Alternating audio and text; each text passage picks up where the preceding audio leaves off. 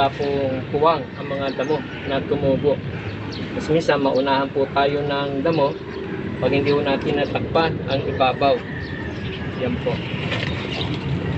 So future time ay pwede po tayo magkorte ulit, no, dito po sa ating pong trunk, no, kasi iniba na po natin, gusto po natin bumalik konti ito po.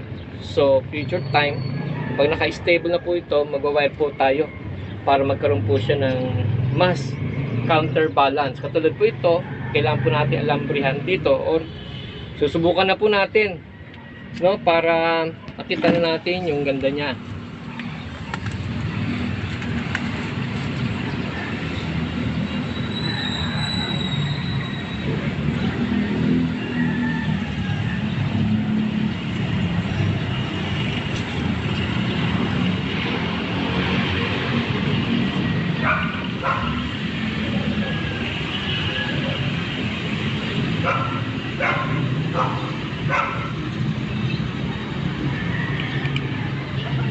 Yan po, na-counterbalance na po natin.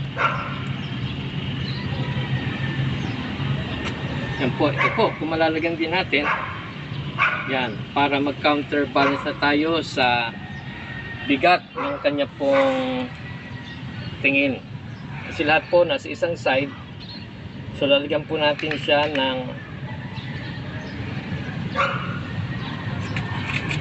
pang-balanse aesthetically.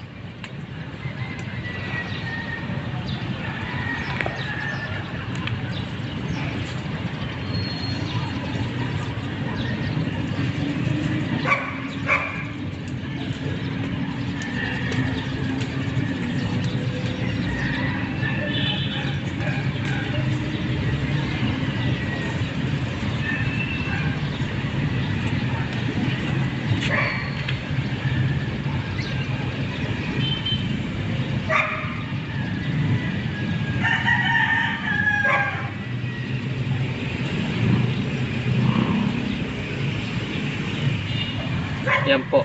Pwede na po natin siyang tignan.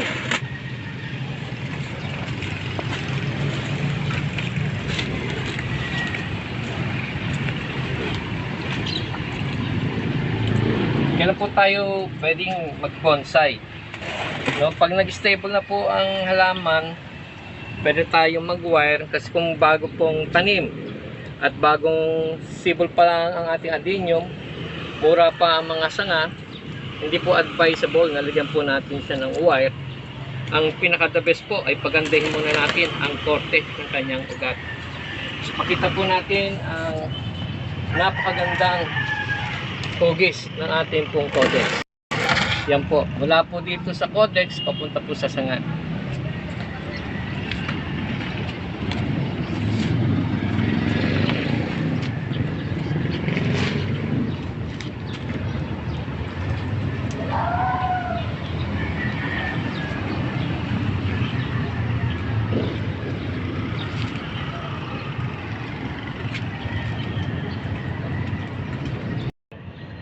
Nandito po ulit tayo sa ating pong tutorial sa ating pong bonsai adenium.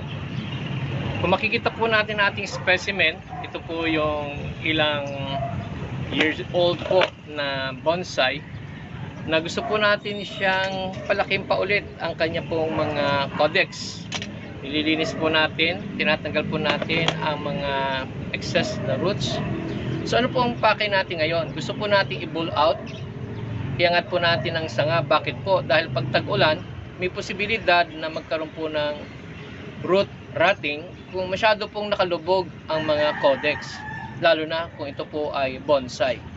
Gusto po natin lalo lumaki ang codex, pero kung ganito lang po siya nakalubog, ay may posibilidad na mabulok at hanggang gano'n na lang laki. So paano po natin gagawin? So atin pong babaklasin buong halaman, atin pong iaangat. Natural po na sa pag-angat po natin ay babaguhin po natin ang mga lupa, magdadagdag po tayo dahil malamang yung buong lupa pong ito, buong paso ay nasakop na ng kanya pong ugat, at ang codex malamang po nito ay lumaki na. Tanggalin po muna natin ang mga halaman na ating pong nilagay sa ilalim.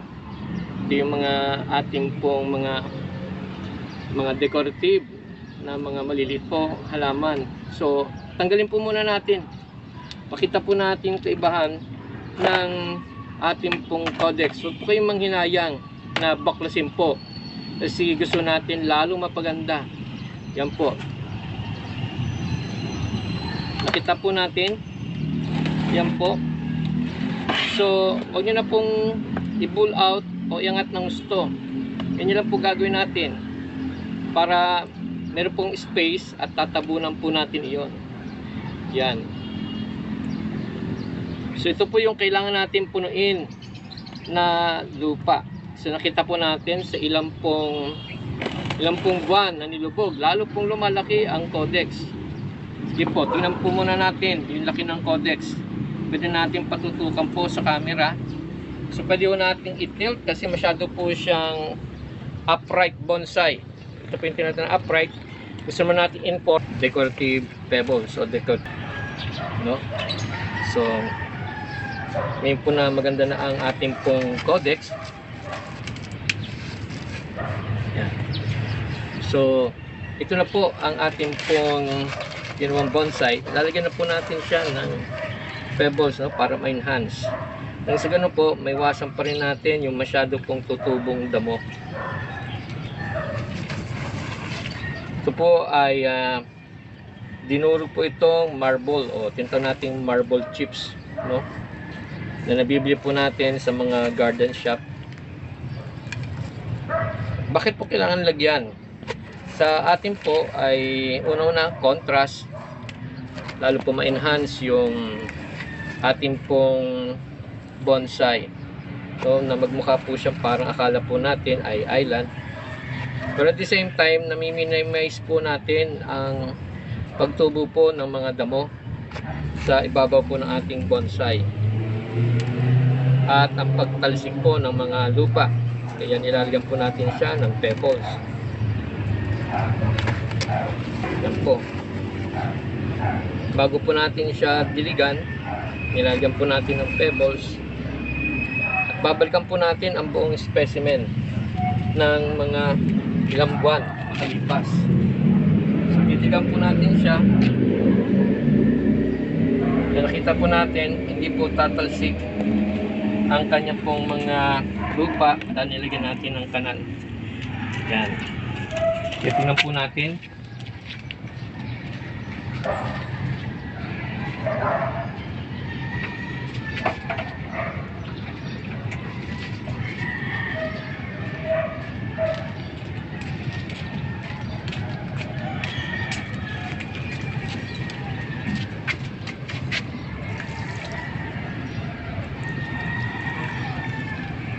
Pwede po tayong magdilig ng twice a day, depende po sa init ng araw. Pwede rin pong once a week kung maulan po.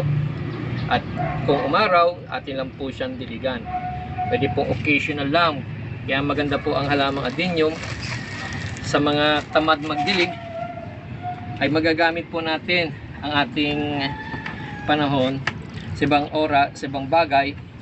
At habang pa tayo po yung naghahalaman, babalikan lang natin, hindi po tuloy ibang halaman na kailangan ng sobrang alaga. Ang adenium po ay matibay, hindi kailangan po ng sobrang maintenance. Yan po.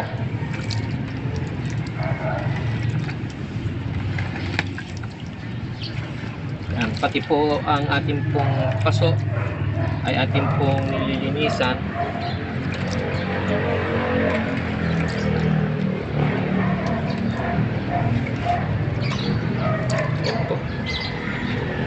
Good morning ulit sa inyo lahat. Nawa natutunan nyo ang pagpapaganda ng ating pong bonsai. Pinaganda na natin ang ugat, ang codex, nilagyan natin ng wire, kinortehan na natin po ang mga sanga. Later makikita po natin, mapupuno po ito na maliliit na mga sanga at magiging makapal po ang punong ito. Sige po, pagpalain po kayo ulit.